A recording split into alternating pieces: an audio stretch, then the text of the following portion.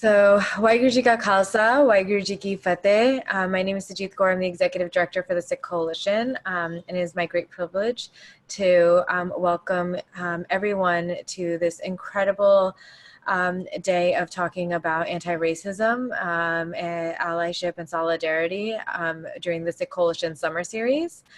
We are so excited to have Loveleen Kaur with us today. Loveleen is a Toronto-based community builder, documentary filmmaker, and advocate. And she has been working in the nonprofit field and activist field for over 14 years.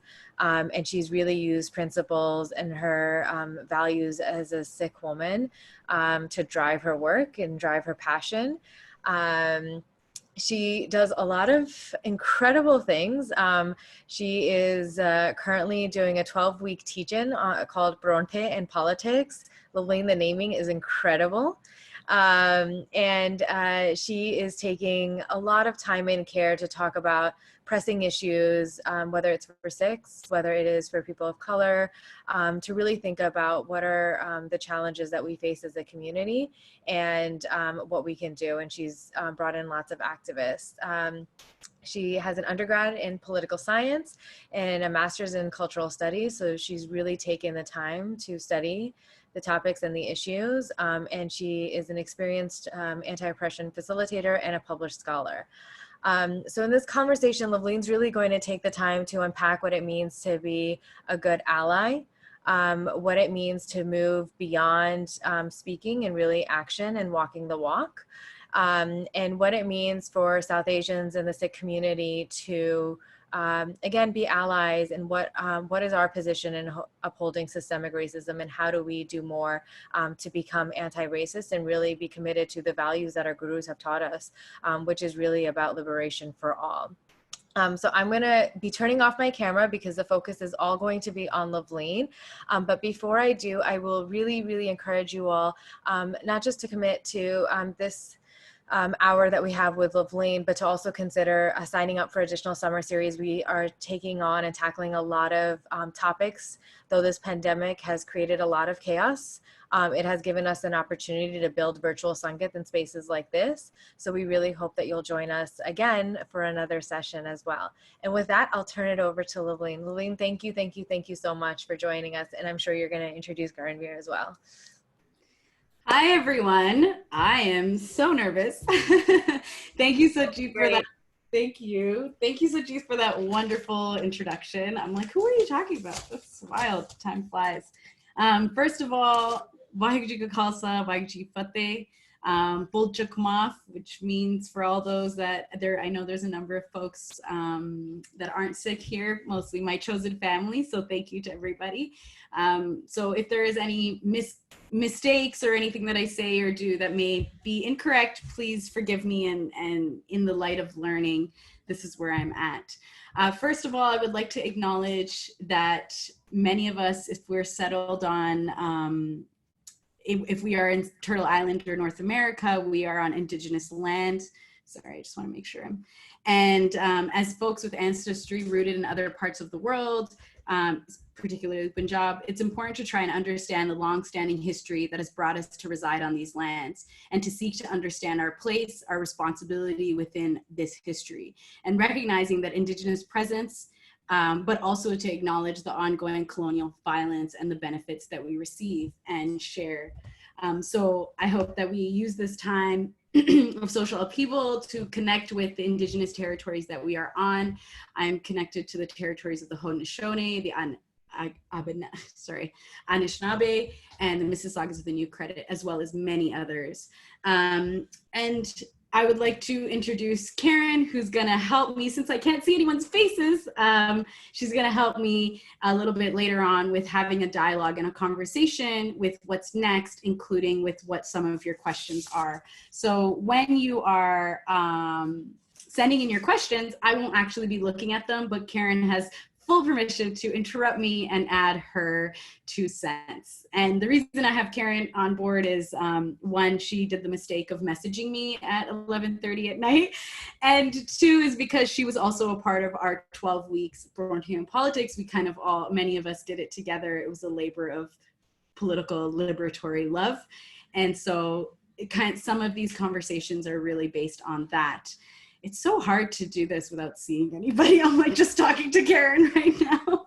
And I would also, as a little bit of housekeeping, feel free to engage in the chat. Anybody who ever attended a Burlington Politics session, please feel free to engage and have conversations around that. I'm kind of carrying the knowledge that so many of us spoke into existence there. I would also love to see where everybody is from. So if folks can just like in the chat right now, say what cities they're from or regions, that would be so wonderful. I would love to see that. The other thing is, please be respectful in the chat and understand and reflect on if you are, this may make people feel uncomfortable about our identities. And the whole point is so that we can reflect on where we are today in 2020 and where we want to go. And some of that history and story may be complicated, it may be shameful, it may make us feel guilty. So it's really important that before we respond right away with our knee-jerk reaction to reflect before we have a knee-jerk reaction about, oh my God, I don't like what she's saying, think about maybe what has happened for me, who told me that this was the right way to do it. And so just putting that out there, but feel free to engage in the chat. There's lots of wonderful, amazing people here. This is phenomenal. I'm seeing people from Indiana, Hamilton, Sacramento, Vaughan, Raj, thank you, from Nepal, and Maryland, Charlotte, oh, that's wild, Brampton.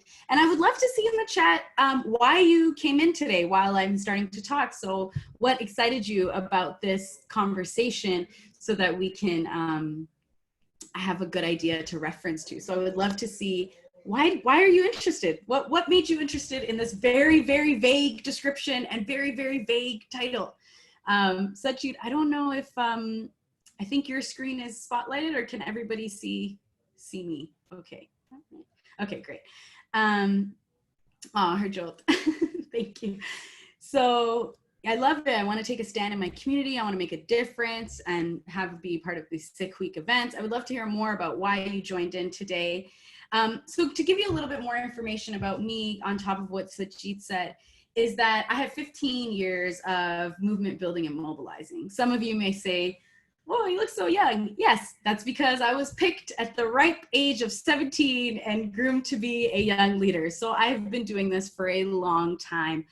And I want to share with you, and as you know, I've also done 7 years of formal education, but really all of the work that I've learned is challenging the education systems and what I've been taking in and flipping it on its head and connecting it to what the lived realities are happening every single day.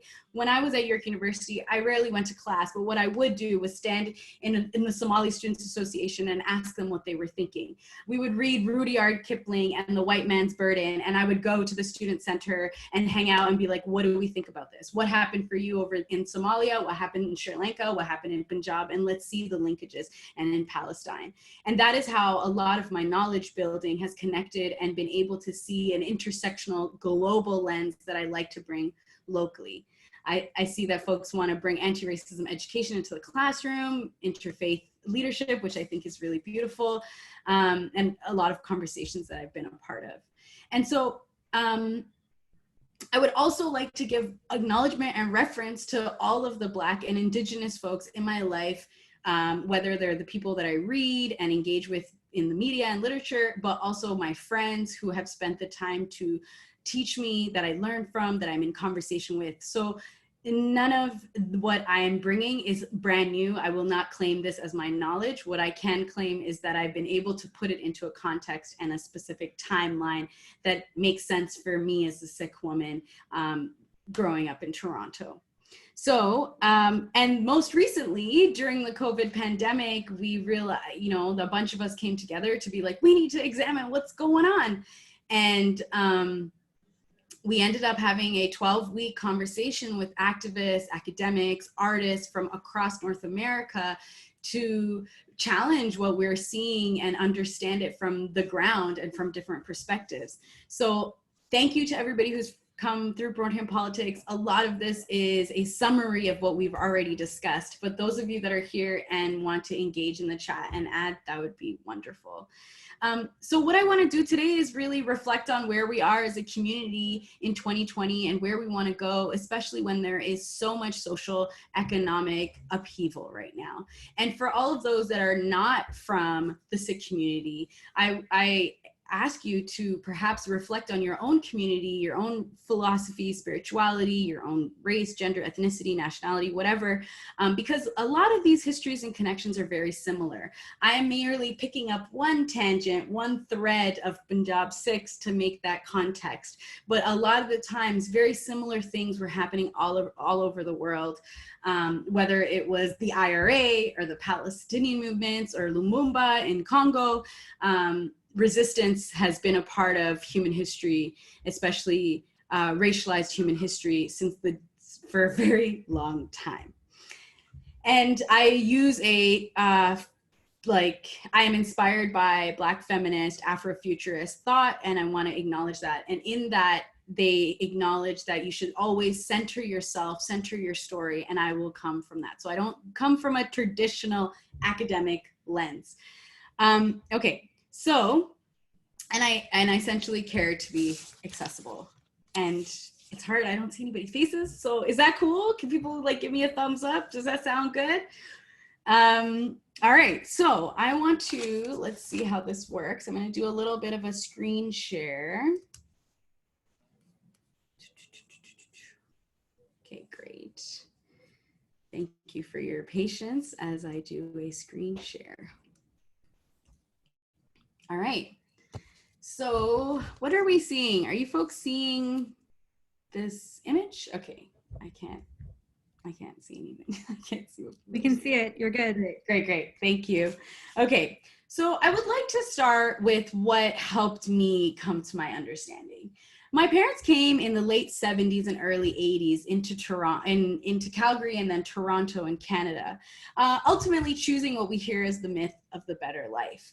And what I started to notice as I was growing up, I started to hear the stories of what it was like for them to migrate here, what it was like for them to settle here, to build a life here. My father often talks about how he came and he was forced to cut his hair because he was not, people said racist taunts to him. I've recently read about the history of white supremacy in Toronto and Vancouver, that neo-Nazis would often chase immigrants and Sikh immigrants and beat them up on their way to and from work. This is not a long ago history. This was in the 80s, even the 90s. And this is not just for Toronto. This was also happening in every major city around the world. If not, I know in Guelph, London, New York, it was all the same. And I started to hear about the racism and the bitterness about being educated and having so many barriers and assumptions placed on you, and health issues that were ultimately because of the kinds of capitalist structures that exist in this country.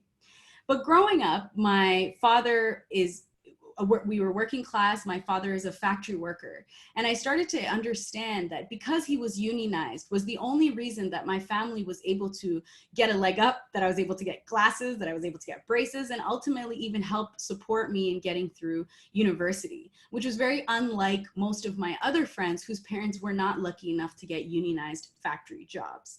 And through my parents, I was able to connect to a different kind of education from what I was hearing in the schools. Number one, I didn't speak English, so nobody ever took the time to really integrate me into schools, and I had to really go on my own and seek out the information that I needed. My father taught me the political history. He taught me about the Mughal rule of South Asia and how oppressive and violent it was. He taught me about 1984 and the Sikh resistance against the Indian nation state. He taught me about Jallianwala Bagh, which was British colonial violence committed onto a peaceful protest in the early 1900s in Punjab. And he also taught me about how in the 1990s, hundreds and tens of thousands of young Sikh folks were disappearing just for being counter to certain violent oppressive policies, especially after Operation Blue Star. And from that, I started to examine and acknowledge as a child about what was going on. I even remember that as a 9-year-old, he told me about child labor and how most of our shoes are made by children in countries where we come from, Pakistan, Bangladesh, Sri Lanka, Vietnam, Africa. And so that, you know, those were the things that I grew up on. Those were the stories that he made sure that I was being passed on, because that is not what my history, my ancestry, my knowledges were not a part of the stories and the structures that we were hearing. And my mother, oh, does it go down? Okay, 1 second. Sorry. My mother, it taught me how the importance of freedom and independence. As a young woman, she grew up in a village where everybody made fun of my grandfather for not being able to, for teaching, sending his kids to school. She taught me the importance of having my own way, of getting my education, of making sure that I got on my own 2 feet.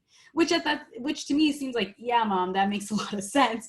But at the end of the day, at that time and where she grew up, and even maybe to this day, women did not have a lot of choice in who they married, what they did, if they went to school. And frankly, a lot of folks from that generation weren't even literate. And she was even able to go up to 1st and 2nd year university in economics, a non-traditional field for women, before having to come to Canada and her studies being stopped because my family did not have enough money to maintain. And what I would like to connect to is my Nanaji, my grandfather that's sitting right there, and my grandmother. My grandfather was a World War II vet. He was abandoned. Him and my grandmother were abandoned in Burma by the British Army when the Japanese came, and it took them 6 months to come back to Canada with all of the other Indian soldiers that were left there. They had to go through the jungles at night and take a ship. And that's as much of the history as we've been able to put together. But until the day he passed, when I was 9 years old, he continued to write letters to the Queen saying that he did not get his due pension, that he was worthy of, because after the partition and so-called independence of India, the Queen and the British completely left their Indian soldiers that they used to fight their world war.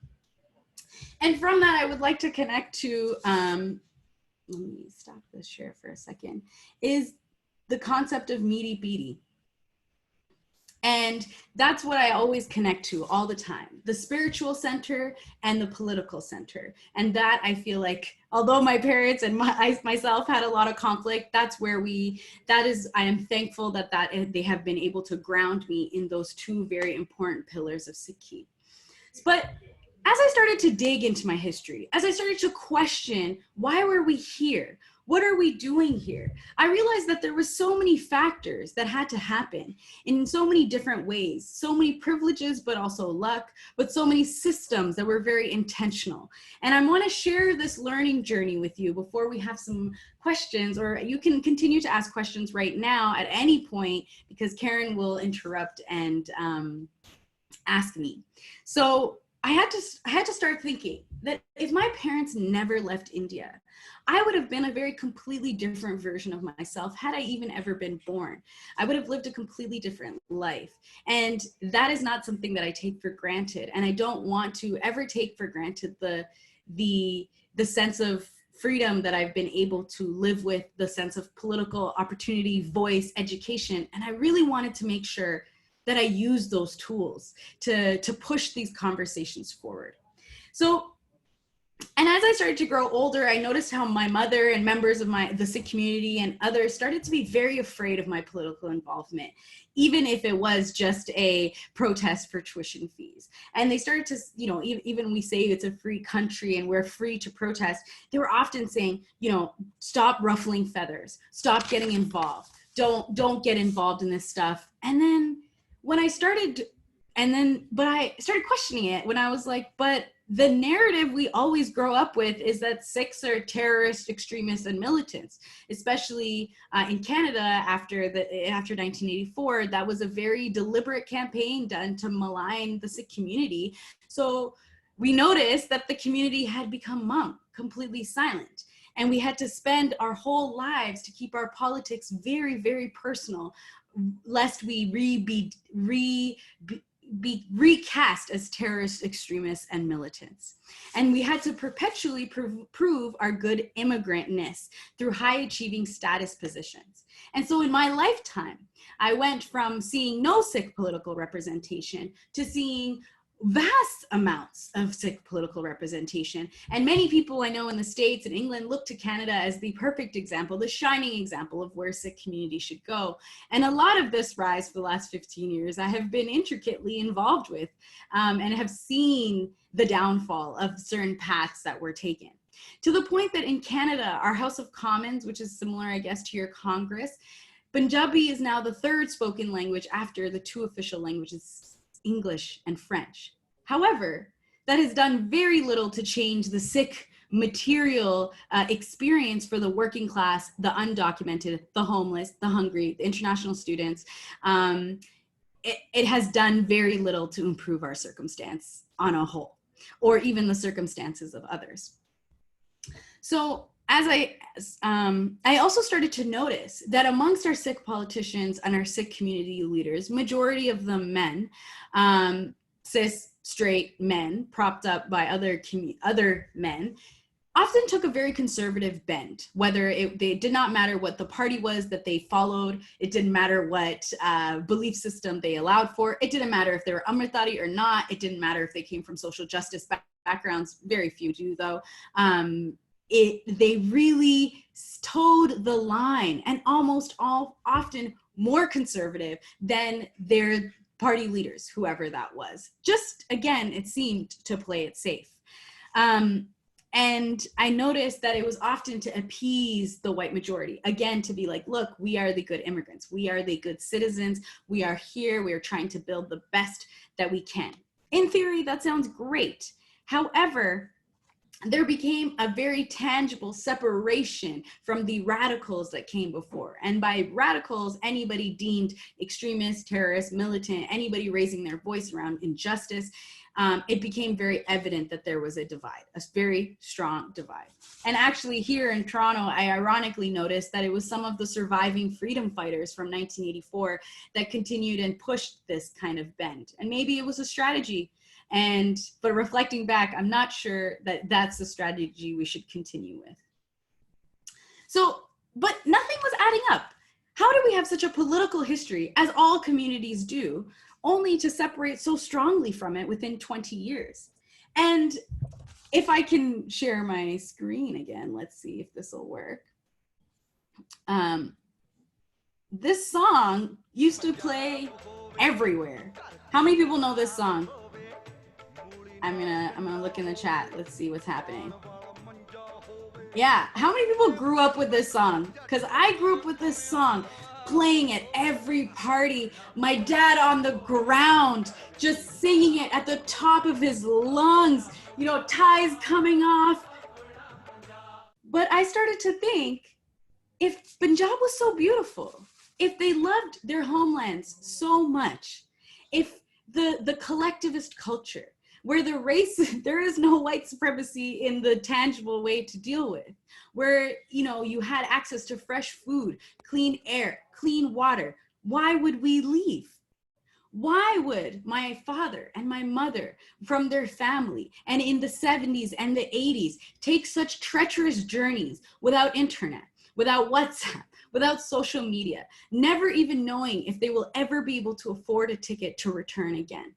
For my mother, when she got married, it was another 10 years before she was able to save up to India, to go back to India again, because they had spent so much time and money in sponsorship, immigration, mortgages, and tackling and battling all of the systemic things that faced any racialized community as they migrated. And so with so much love and so much longing for their homeland, for their pradesh, why would they leave their families only to be treated like second-class citizens? And as I started to go through this, I started to uncover even more information. And another point, sorry, I want to bring up is recently I was asking my parents, you know, how much did you know about Canada before you came? My parents said they knew nothing. Not even a postcard. They didn't know what it was like. They didn't know who was there. They just knew that potentially this would be a better place to go. But why better? I really started to ask, why better? Why wasn't it good enough at home? What caused the situation and circumstances in Punjab, a place that my parents loved so much, for them to leave? And then, and fast forward to sorry, I'm just gonna skip this little part. And so then fast forward to that experience of immigration, which is not like, which is not unlike many stories of immigration. That is not something unique. I'm not telling you that, oh my God, woe is me, woe is with my family.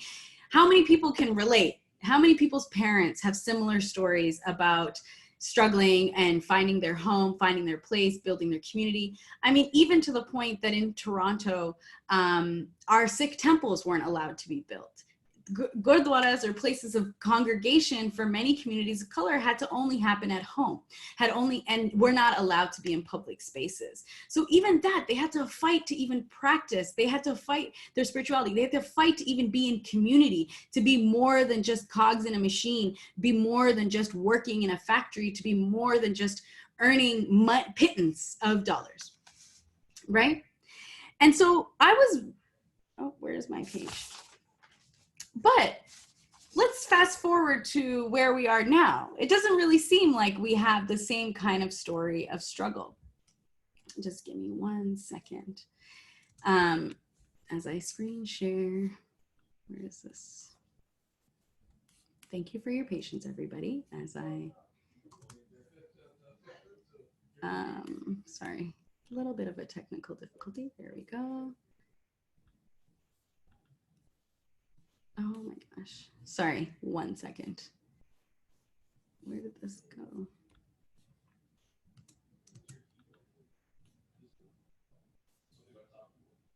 Can you folks, okay, resume share.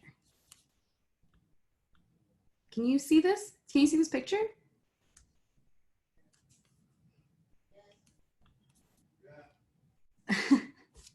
The picture of Donald Trump? Hey, Loveleen, okay. We can see the picture. It's showing up like small on the top right corner. Okay, maybe you can zoom in a little bit, but we can't try to. I don't know why it did that. Let me try to do this again. Thank you for your patience, everybody, as we do this. All right, so where are we now?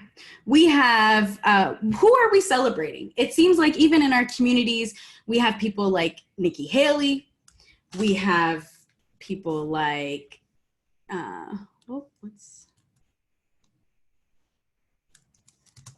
Harjit Sajjan, who is now, sorry, technical difficulties, not working as well as I had hoped, but that's okay. We do our best.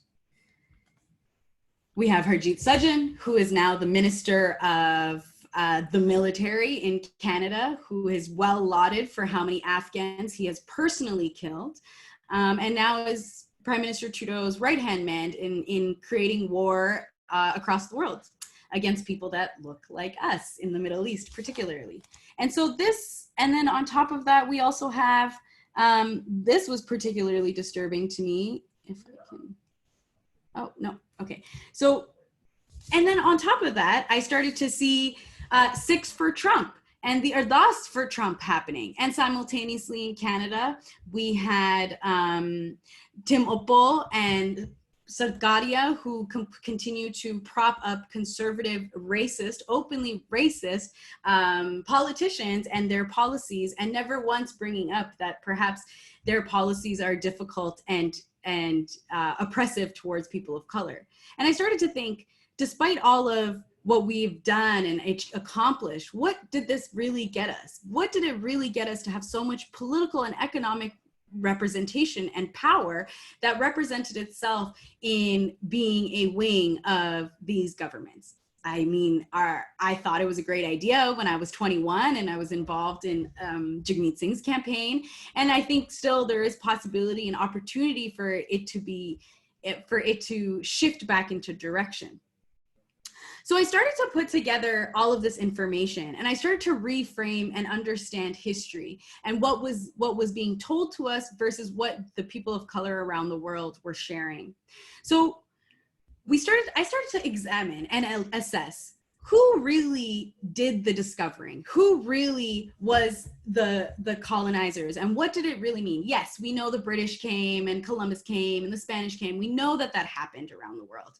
But if we started to really look deeper, Christopher Columbus was working as a explorer on behalf of the crown of Spain to go and extract more resources for the royalty and the upper echelons of society. Who colonized India? It wasn't the British that colonized India. It was the East India Company that colonized India. And the purpose of the East India Company was to use the country, the region, as a place for resource extraction, including human beings, the natural resources, and whatever else they could take, spices, silks, whatnot, and move it so that all the resources are continued to be funneled back to Europe. And who was the folks that colonized North America? Yes, there was many different colonizers on many different regions, but in the 13 colonies that were colonized by the British, it was the Hudson Bay Company. All three, the East India Company and the Hudson Bay Company, still exist to this day. And the Hudson Bay Company not only colonized, they committed genocide against the indigenous peoples in North America. They extracted resources, they committed violence, and all in the name of bringing resources and wealth back to Europe, and essentially created a triangle of power. These exact same companies were the companies that were moving towards Africa to bring enslaved peoples across the world to the Caribbean, to North America, to South America, so they can continue their resource extraction to keep funneling money back to the northern tips, the European tip of power. Now, this is a legacy that's happened over 500 years. This is not something that I'm making up over out of my brain. This is definitely something that we learn and explore through political economic understandings of how the world has become what it has today. And in that, Indians became a very core, and as Queen Victoria says, the jewel in her crown. They looked in their economic, their spiritual, their political, they looked upon the racialized world as savages that were incapable of operating themselves. And in particular, they used religion, they used Christianity to determine that we were savages, that we were heathens that needed to be saved. They used biology, which is eugenics, to determine that brain sizes were dictating that some people were more inferior to others. They used their politics to say that they were more advanced as a society, so they needed to do the service to the entire world to organize and operate our bodies and our lands and take our control away from our spaces. And if you really look at it, not much of that has changed. And they use this to continue to dehumanize and hoard wealth. It shaped how power has been consolidated in the world today. Not much, like I said, has changed. Who is in the G20? Who are in NATO and the United Way? Who even created those? It is the exact same colonial powers. And an interesting note is that they used very similar tools and tactics of control and domination around the world, and they transported them. So for example, in North America and in Canada in particular, we had residential schools here up until 1993 or 94, which was when Indigenous children were taken from their families to be re-educated into the white culture. That is exactly what it says. Their hair was cut, their language was changed from them, and they were never returned home. A lot of the times there is many cases of sexual assault, physical violence, and traumatizing experiences that the Indigenous community is still facing today. And let's put it back into perspective.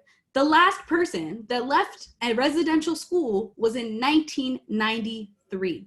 And they're still waiting for apologies, action, and reconciliation from the Canadian government.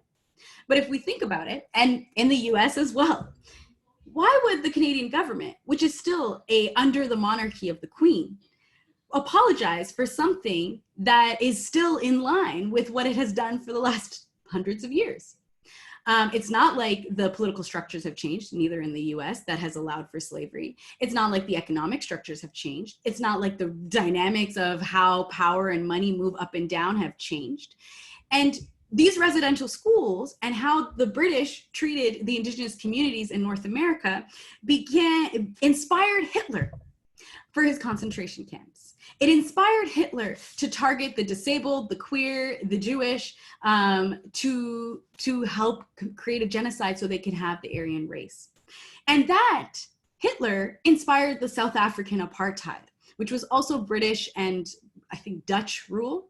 And so that continued to inspire Kenya and Tanzania, and they had concentration camps and residential schools there. And in those places, the Indian Sikh population was used as the security guards, and it became a very complex thing. These colonizers created a very intricate intellectual system by which African folks were too savage to be repented and were only usable as labor. But the Indian folks were effeminate. We had no service, so we were the administrative wing of the colonial arm. That is why we were the jewel of India, or the British. And on top of that, that meant we were used in the military at numbers greater in the British military. In World War II, almost numbers, and African and Indian folks were used at numbers almost greater than the British population itself. Our sacrifices towards the British Empire to protect their goods, not even ours. I don't know what World War it was, but it seemed like there was only one tiny little part of the world that was fighting, and they needed to include our resources as people, our resources as minds, to continue to perpetuate their power and dominance over the world. And so this also was a part of the intent when slavery was finally abolished. There was also indentured labor, where the British rule purposely starved hundreds of millions of Indians because they did not want to share the grain with them. And instead, because slavery was now illegal, they said that we will give you a contract, your family a contract to travel the seas and work in the Caribbean and make money for us, and you can buy back your freedom, sometimes with leases of 100 years for their life. And so when folks don't realize how deeply interconnected our bodies, our minds, our lands, and our lives are to our Black family, is really shocking to me because of what they have done to us. And we should see those interconnections. But I think it's also very, very, very important to note that from the minute those capitalists and colonizers set foot on any of our lands around the world, there was resistance. There was resistance, and there is documented stories, and it is only what we hear is only what has survived after they burnt our libraries, they burnt our universities, after they destroyed our spiritual practices, destroyed our communities. We have only few tidbits of stories that remain. And that's why it's so important to share stories, to pass down what has happened, because sometimes the books and the history, not sometimes, all the time, most of the time, that has been written and has survived is not actually an accurate reflection of what they want us to hear. Or sorry, it is only an accurate reflection of what they want us to hear, what continues to serve their purpose. And what I'm doing right now is trying to dig deeper into what is our political history, what is our purpose in these systems, and where are we in 2020? And so another, like, something interesting is that, for example, Haiti, although Haiti had won its freedom, it is still paying back reparations to France. How does that make any sense when Haiti made money for France? And then let's fast forward from the minute they touched the land to the 1900s, right? In India, like I said, we saw the Jallianwala Bagh, but we also saw in North America, the Ghadar Party start to migrate. The Ghadar Party, it was a group of revolutionaries from India, many from Punjab, majority of them former soldiers for the British Army who were disillusioned with British rule and were promised citizenship in any British land. And so they came to Canada and the US, Oregon. One of the first gurdwaras in the US is in Stockton. And they came on a ship called the Komagata Maru. And they came with the purpose and intention to move to Canada, gather funds, and disrupt the British Empire and the American Empire from within. However, if anybody knows what happened with the Komagata Maru, is that there was a law preventing any immigration from non-white people, and particularly South Asians, and particularly because there was word that a group of revolutionaries was coming on a ship. And that ship was turned around, even though there was monumental support from the ground and the community was willing to house them, and they were sent back to India, knowing that the minute they landed back again, because Canada was also British soil, back to Indian British soil, they were all executed. But the Ghadar Party did not stop there. They continued to move and work. And the Ghadar Party is not like any other resistance movement happening all over the world. In Africa, in every single nation and country, everybody was fighting. In the Caribbean, in South America, everybody was resisting colonial rule in whatever way they could. I mean, we hear the stories of Shahid Bhagat Singh and Shahid Udham Singh. These are stories that we put up and we laud and we celebrate as people who fought against oppression. And then you move through, you see that in the early 1900s, nobody had access to citizenship, except there was Bhagat Singh Thind.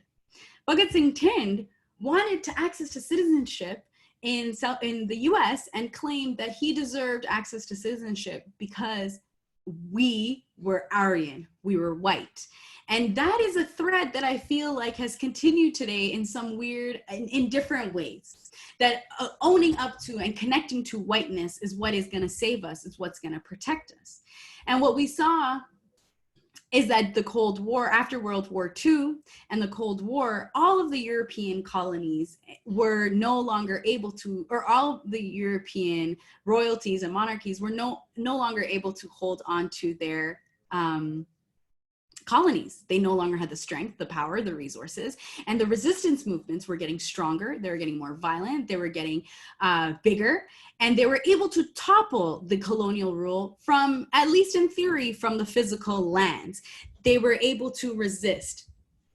And however, immediately after the 1947 in India and Pakistan, and in like, even if you look at Patrice Lumumba from Congo, you notice that immediately after so-called colonial freedom was given, there were some very deliberate acts. You can see the direct partition of Punjab right in half in a place that made literally no sense, knowing that they would cause bloodshed. And to this day, partition is the largest exodus of humans in all of known modern human history, with 12 million people that have never returned to their ancestral homes, people that have never found their family, their father, their mother, and their sister, people that are still in refugee camps in Delhi, people who have never been able to reestablish themselves. And that was very deliberate, because on India's side, we had the natural resources, and on Pakistan's side, they had the industrial strength to process those resources. And for forever, even the split of Kashmir was quite intentional. So for forever, we would be wasting and fighting amongst each other for the rest of our humanity, instead of actually looking to see like, hey, how did this situation even become? Because there was no India before the British came. And there was no South Asia before the British came. There was no Pakistan, Bangladesh, and much like many of the nations in South America and Africa and East Asia and Middle East, none of those nations existed until colonial rule ended and they decided which borders would go where. These same issues caused problems in Palestine. These same issues caused problems in Sri Lanka among the Tamils and in Rwanda. Those are common tactics used.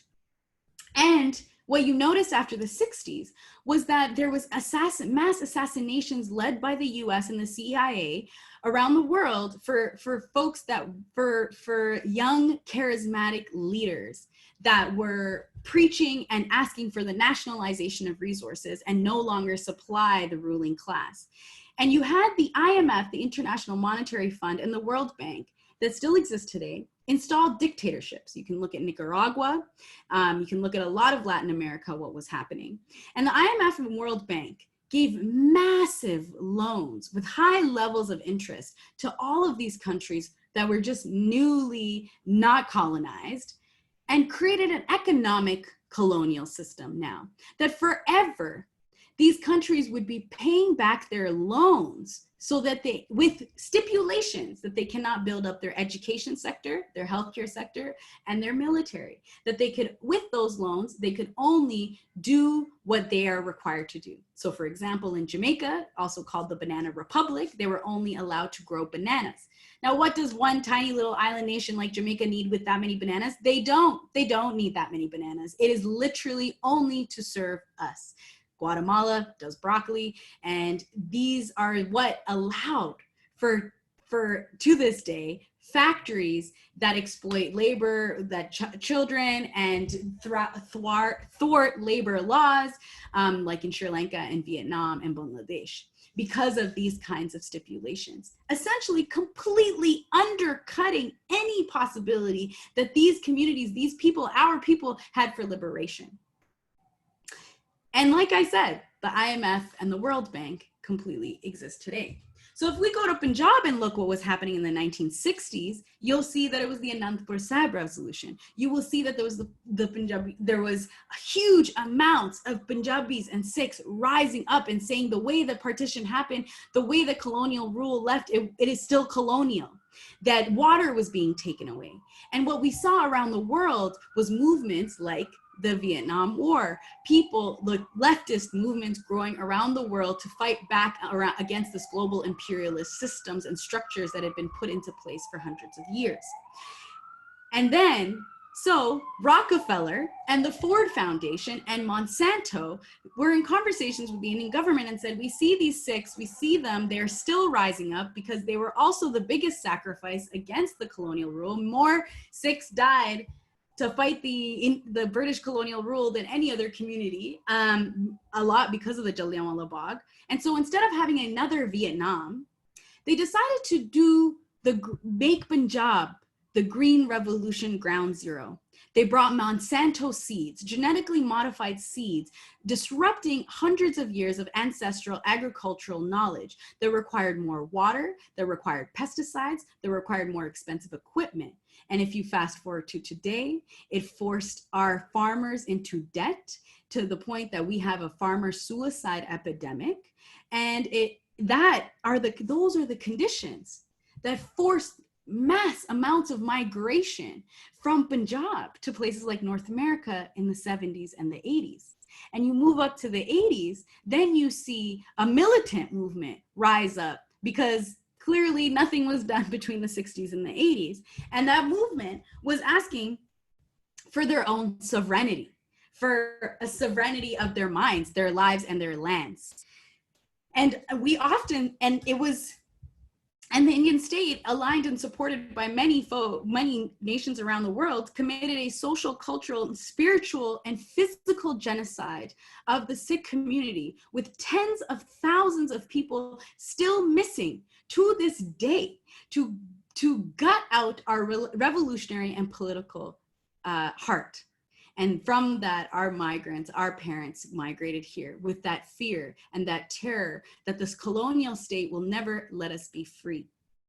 And so if we look at the Anandpur Sahib Resolution from the 1960s, it explicitly asks, and I'm gonna screen share it.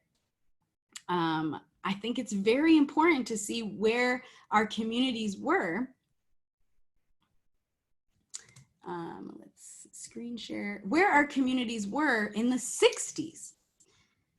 It explicitly says that they're asking for a dignity of labor, an economic and social structure which provides for to uplift the poor and depressed sections of society, unabated opposition to the concentration of economic and political power in the hands of capitalists. I did not write this. I wish I did. Our ancestors wrote this. Our elders wrote this who are still alive in the early 1970s. And they said that the capitalists hold enabled the central government to assume all powers in its hands, similar to Mughal imperialism. And it thwarted the economic progress of the states and injured the social and economic interests of the people. And all the way at the bottom, it said that they wanted to connect to Guru Nanak Dev Ji's word about they alone realize the true path who labor honestly and share with others their fruits of labor. Openly decrying people who accumulate wealth just for themselves and not to share, to continue to, and if you look at it today in 2020, we did not follow this. We did not follow this because we are the capitalists that own the buildings, that own the housing, that have the political representation. And so I know I'm talking a lot and time is almost up, so I'm gonna keep it moving. So in this conversation, and I started to understand that my parents did not really have a choice. They were actually economic refugees by systems and structures, because these colonial structures made it so that our people, wherever they were not actually able to prosper. And certain privileges, like me being a Jat Sikh and my family having access to some land, they gave them ability and to move and sell their land and leave so that they could find a different place where living was actually feasible. And they were forcibly depoliticized because we wanted to be seen as the good immigrants so that we could build a better life. And so but we're still in this colonial imperialist space. What has really changed? Like I just said, the British still run Canada. It is still the same Queen's lineage. The US is still the exact same people in power that were there in the 1940s and 60s that did not want to give civil rights and voting rights. And an important part to note is that the only reason that South Asians have voting rights is because of the civil rights movement in Canada and the US and in Europe. And that is a very important piece. And that wasn't very long ago. So how far could we have really gotten if we barely just got the right to vote a couple decades ago that many of our family members were still alive to witness? My grandfather and many people were alive to witness the atrocities committed by these colonizers on our bodies and our lands. And so this is just a frame that these are very intricate, intelligent systems that maintain power. They continue to evolve. They don't need our lands now when they have our minds. They don't need that. And I saw that in the last 30 years of my life, pushed by Ronald Reagan and Brian Mulroney and Margaret Thatcher, the prime ministers and presidents of England, US, and Canada, a very neoliberal, individualistic consumption rhetoric that was masking white supremacy under pull your bootstraps and you can do anything, or watch, what's it called? Because you can become us if you work hard enough. You can have the Louis Vuitton bags. And now with Instagram, you see that instead of politicizing us, we're distracted into emulating the lifestyles of the ultra rich, which we can actually never, ever, ever possibly achieve. And if you've looked, and I have lots of links for all of this stuff, so I will be sending it with Harleen after. But the amount of billionaires in the world, because of what Margaret Thatcher and the neoliberal movement has done to mask colonial white supremacy under capitalist consumption, and individuals can do it on their own, and we have been educated into that. As immigrants, we have been educated into that a good immigrant will have the immigrant dream, and that is not true though. The majority of people don't actually ever get to even a comfortable place of lifestyle. And the media now in Canada and the US is a conglomerate of 3 to 6 billionaires. 3 to 6 people have consolidated the propaganda that teaches us every single day. So when we see conversations around rioting or Black folks protesting, and if it's right or wrong, ask yourself who is passing that message down, and what critical lens and analysis are we actually going to get from the CBCs and the CNNs of the world and the Rupert Murdoch in England. And now the billionaires in the world have completely consolidated, and there's an image that I would like to show that I remember when I was like 19, completely shaped and made me feel like, holy crap, this is serious. I don't know if anybody has seen this, But these 10 corporations actually own so much of the entire world. They're connected to the oil companies. They're connected to the pharmaceutical companies. They are connected to mining companies. And how much choice do we actually have as individuals? Or are we still perpetuating, are we still being used as tools to amass wealth for them? But instead of them just forcibly doing it, we are the consumers that are being fed this, and it's not our fault. There is no such thing as ethical consumption. It is a part of the rise of the advertising industry, which is a whole other conversation, and Wall Street and all sorts of stuff. So in 2020, we got our seat at the table. The Sikh community has gained political and economic wealth and power, and we have many model minority representatives across communities in politics. But instead of being in service of liberation, and we saw that especially since 9/11, that instead of saying we are here with our brothers and sisters and our siblings and our family that are still fighting in the trenches for liberation, we decided to make sure that everybody knew that we were not Muslims. We are not the ones that disrupt. We pay attention. We're not the bearded ones that you should worry about, brown bearded ones we were worried about. And if you look back, there is millions of dollars, tens of millions of dollars, as many Sikh nonprofits spent as a survival strategy, I give it that. But looking back, it probably wasn't the best idea. And since we have continued on the diversity and inclusion tip to teach people who Sikhs are, to make sure that our representation in different places, including the police and military, is allowed and justified. However, we need to ask ourselves, is diversity and inclusion in any race, religion, actually giving us liberation? Because if we look at the history of colonization, they know who Sikhs are. They used us. CSIS in Canada was created because of the Ghadar Party. They know about police brutality. They know about what happens. They just refuse to shift. And we need to not buy into these narratives that we need to teach them better. They need to learn more. No, this is very intricate, intelligent systems of power with the same families owning the same thing. And now that we have politicians to defend our interests, I always like to ask, what are our interests? If our interests are not in the service of Black and Indigenous liberation, if our interests are not in the service of queer and trans liberation, if our interests are not in the service of undocumented peoples, if our interests are not in the service of the land, sovereignty of the land to go back to its people, whoever or whomever they may be, including us, because we are part of that.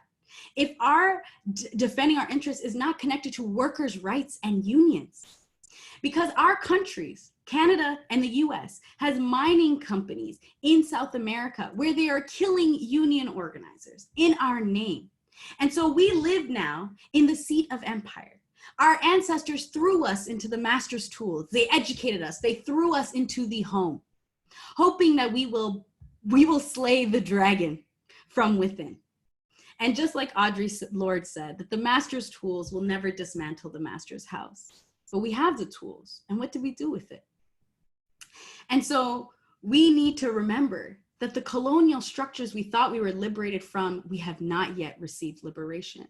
It is a 500-year, 600-year fight. And now it is our generation that is being called to action to wake up outside of that propaganda that has been fed to us so intelligently. And so if we look and we think, where do we live? This is a culture founded in exploitation, in wars on Black and brown bodies. The American government has military bases in hundreds of countries in the world. Canada, US, England's military budgets could actually solve world hunger. But it is intentional to defend our resources and our bubble of this beautiful middle-class life that is pitched to us. But it comes at an expense. We have, in the US, the largest incarcerated population in the world per capita. And majority of those are Black and Indigenous Latino bodies, Latinx bodies. But the propaganda machine has made it so that we will look the other way. Why is that okay? and this white supremacy colonial nation, if you think racism, sexism, homophobia, transphobia have a lot of roots in colonization, and they end up ruling over our destiny the minute that we are born. If anybody has ever done anti-oppression training and you've done that step up, step back, we are all already automatically behind in different variations.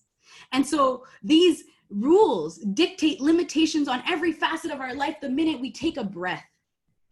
And that has operated without consequence for the evil that they have inflicted on the world for hundreds of years.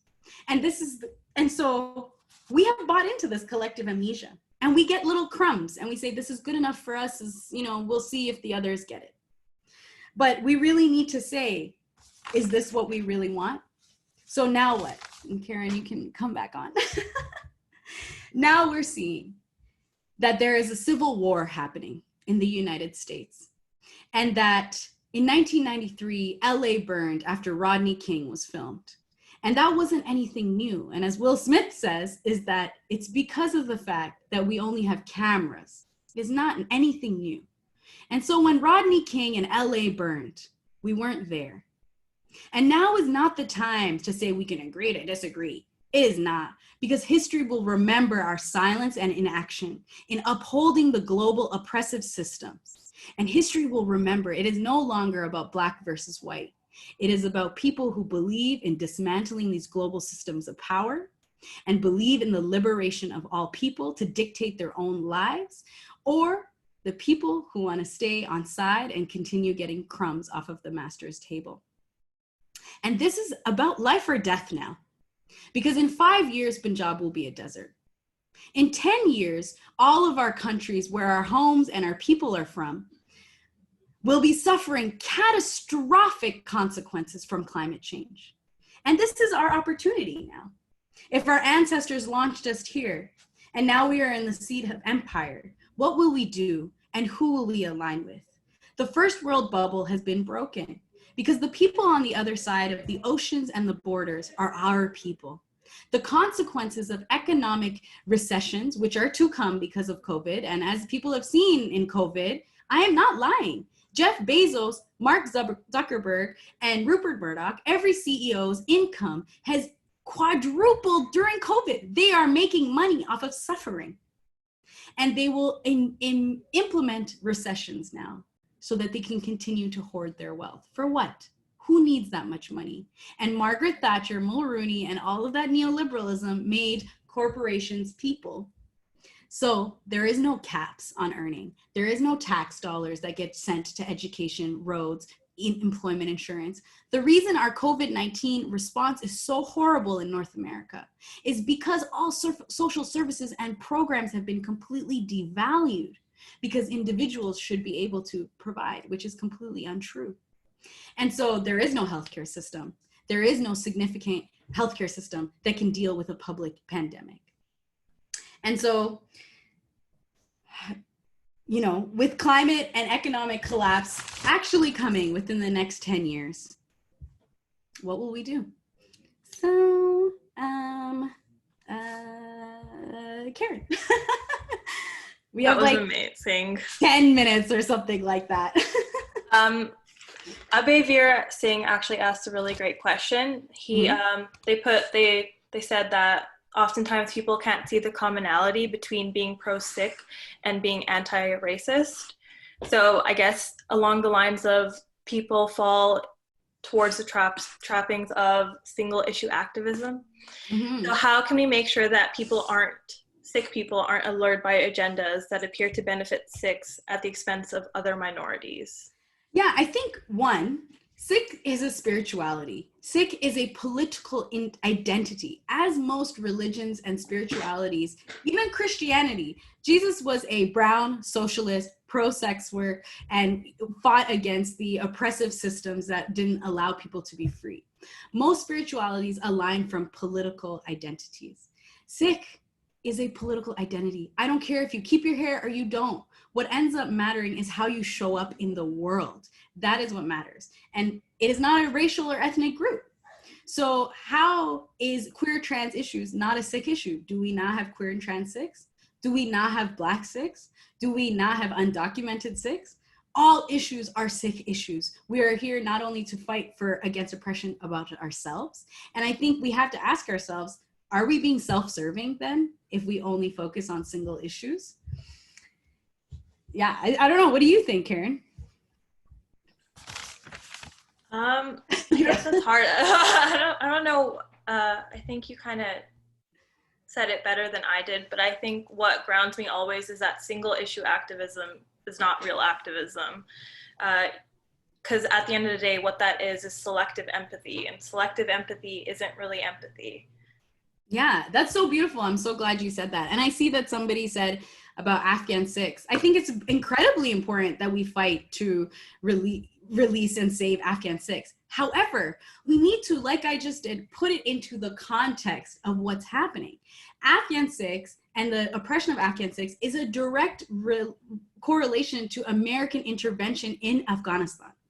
And the opioid crisis happening in Punjab is a direct correlation to the social and cultural genocide committed unto the Sikhs, but also because of the war in Afghanistan. So if we're going to talk about the Afghan Sikhs, let's talk about the Afghan people who are still under military rule by the Canadian and the US government. Our military is there creating a situation, causing communities to turn on each other. Sorry, I'm not yelling at you, Karen, I can't. And like, I think, you know, I believe that like, one of my favorite quotes, and I've always thought about this, is that we are our ancestors' wildest dreams. And many Black Afrofuturist feminist queer folks say that. And so it is our time to have small acts of love for the revolution, to connect to what is our role, our responsibilities as individuals, because it is a brilliant tapestry that they have woven. And if we just pull with all our might at whatever thread we want to pick, because I guarantee you, I have met activists from around the world who are also pulling at threads. So we don't need to take down the entire system. We can't. We just need to build up the momentum again so that next generations can continue to the fight. And hopefully we can do an injurious, devastating blow to the system as a united front. And so it's our job now. I don't know if there's other questions. And you can add, Karen, jump in, please. It's our job now to make sure that the evil that has been done to the world, the evildoers of the world, are held accountable. And we create a united front with all racialized and indigenous Black people around the world so that we can use our wealth and our political clout in seva, in support for liberation for those that have been in the trenches. Black and indigenous people have never gained liberation. They are still in the trenches as much as we have been able to have our little lives. Police brutality is real. That is just one fight right now. And we hope that we recognize that representation is not resistance, because Punjab has Punjabi Sikh police officers too, and they murdered us. It didn't help that they were in, KP Gill had a turban to the start. He did not save us. He did not help us. So Karen, I'm gonna ask you, you know, in Bronte politics, what were some of the things that you took away as how we can act? What are the things that we can do to be a quote unquote good ally? But actually, wait, I just wanna say, ally is not a trend. It's not a hashtag. It's not a label that we can wear. It's a risk. It's a lifetime. It is a legacy that we get to leave for future generations. And if you want to call yourself that, we can. It's great. But it's past due time now. We no longer need allies. We need accomplices. So that's my piece. Karen, what did you learn from Bronte politics? I think because of like the diverse range of people who came on and you spoke with, I think the most important thing that I learned is that it's important that we embody change entirely. Like radical practice is everything, and to embody change, it's important to fight where you are. It's important to turn your identities into actionable items. So every part of you can embody change. If you're an artist, you can enact change through art, and if you're a lawyer, you can do it through advocating for your community. If you're an academic, through research, you can enact a lot of change. And also being a Sikh, a lot of our wisdom passed down to us from our ancestors, these are things that can be actionable items that can help enact change. So we have to embody change on all levels of our being. That's so beautiful. Thank you, Karen. And I think I think what's common, and I know you're young, but do you ever feel, well, I guess we have 3 minutes. What are you hoping for that the Sikh community does moving forward as a young person growing up in the kind of world that we have today? I think we need to undo the capitalism in our head, in our heart, and in our hearts. And I think we need to create spaces that are more authentic to us versus spaces that we believe are more profitable. We need to create actual safe and brave spaces for people to gather more honestly, to engage in real work. That's what I want. Thank you, Karen. And I guess I'll close it off. I think I'm supposed to kick off now, right? Sikh Coalition, because I believe there's a great talk by W. Kamau Bell coming right after, which is going to be phenomenal. Can I ask one last question? Ask away, Karen. So a lot of people have asked actually about resources, and this is a common question I ask you about like book recommendations. But I think what I would ask is, considering the fact you mentioned this, a lot of our stories have been lost, and the stories that we've been told through our education systems reflect the oppressive institutions that they come from. So like, how do we go about co-authoring an education that better reflects our realities and better reflects like the change that we want to see? What a beautiful question. Thank you, Karen. So I think that, similar and grounding with many Black feminists, and I'm glad people are bringing that up. Like I have been inspired because I don't have access to Punjabi and Gurmukhi, because it has been colonized out of me, because the gurdwaras and our spaces of educational worship were burnt to the ground. Like universities in Timbuktu and Alexandria were burnt. And interesting facts, Alexandria, the University of Alexandria and University of Timbuktu are some of the oldest universities in the world, located in Africa. And the manuscripts of Socrates, Plato, all of those Greek philosophers that we study were found, housed, and saved until in very recent history in the Library of Alexandria. And so for us, that's a little segue to recognize how knowledge has actually been moved. There is no one truth. But what I would say is I have been inspired and have only had to be, the only knowledge I can connect to has been Black and Indigenous knowledge in North America, because I have access to it, because it aligns with me. It speaks to an experience that I want to better understand. So I would say, take your ego off, be humble and learn, and ask why. And when they tell us that one person can't make a difference, I wonder why we are often told that. Because can you imagine if every single person felt like they could make a difference? And I will guarantee you, at the right moment in time, the right person doing that one little thing will make the biggest difference in the world. Martin Luther King had no idea when he walked across that bridge in Selma that that's what the impact it would be. But he was that right person in that moment. And so your question was resources, right? Yeah. Oh, history. Ground in alternative stories. Do not, like, if we're only being fed white, male, cis, straight, so many stories are being released. I read memoirs. I love memoirs. I love interviews. I was raised, I will tell you, on social media. I was, 18 when Facebook came out. YouTube videos of Malcolm X. I have lots of Instagram accounts that I follow who are so talented. And I was inspired by Malcolm X, James Baldwin, the Black Panther Party, Angela Davis. I listened to speeches. We are so lucky in this time to have so much access. Just dig. There's so many podcasts that people are understanding. So I think the key to remember is that listen to understand and talk only to understand or amplify. We do not need to center ourselves any longer in these stories. We need to fight from where we are, find out how we can use our privileges, and that is about how we can make alternative political histories and stories, just like I did, inspired by Black feminist thought. Ground in your history, learn about your ancestors, learn about what made them come to where they are today, work backwards, put the pieces together, and you will start to see intersections. If you look at Sukha Jinda's speech after they were about to be executed by the Indian government. They brought up how they want the liberation of South Africa from Nelson Mandela.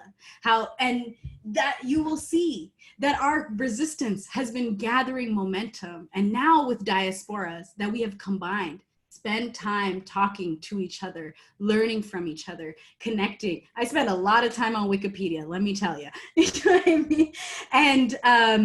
And remember that, evaluate your position and what position of power you have and how you got that. And that's how we create radical histories. But then that's also how we decide where in each moment we can put the most amount of pressure to help the liberation of all people on this planet. So I would say that, you know, people are often fighting about the sovereign state, but borders and nations will never solve our problems. In the long run, it is still our mindset and our spirits that are colonized. So I would say, let us all fight toward the truest sovereignty, the sovereignty of the mind and the spirit. And from that, we will never be colonized. From that, we will have and love and in Sikhi, we talk about oneness. And that is what I want us to all remember, especially to that question about single issue activism. Guru Nanak Dev Ji talks about oneness. We are one. We all have the light within us. We all have a gift, a purpose, and a reason for being on this planet. And let us not forget that our purpose on this planet is not wealth accumulation, because money does not carry forward with us. And we have seen that people with money after generation get corrupted. Donald Trump, perfect example. And what we are here on this planet for is liberation. And we are only in line with what our ancestors had to do. And we are here, perhaps the most in the seat of empire. And I gotta go, so I'm getting kicked off. To remember, we can all fight this. We can all push and put pressure. And I will send out resources and push from where you're at. And this is only the beginning. And I hope that we can change the direction that the Sikh community has been going towards one that aligns with those that are fighting against the global oppression. All of the systems are linked. And let's remember that our liberation is intrinsically linked to the liberation of Black, Indigenous, queer, trans, disabled, undocumented people around the world. And if we are not doing anything to serve that, then we are only serving ourselves. And representation is not resistance. Thank you. Thank you so much, Loveleen. This was absolutely incredible. We really, truly appreciate the talk and, you know, you just calling us all in to just think so much more deeply and to, you know, really recognize some very hard truths. I know I can say I learned a lot, and I'm sure that everyone who's here learned a ton. So thank you so much. Sorry, everyone. Thank you for having me. Of course. And sorry, everyone, for the very quick wrap up. We have another talk happening in exactly 11 minutes, so we need to sign off very quickly. Please do continue joining us for summer series sessions. And if you loved this talk, please come right after this in 10 minutes for a talk back with W. Kamau Bell. You can find us on Zoom and Facebook Live. Thank you again, Loveleen, and thank you, Garnveer, so much. Okay, with that, Waheguru Ji Ka Khalsa, Waheguru Ji Ki Fateh. Wait. Yep. In solidarity and in Chardhi Kala. Waheguru Ji Ka Khalsa. Waheguru Ji Ka Khalsa, Waheguru Ji Ki Fateh.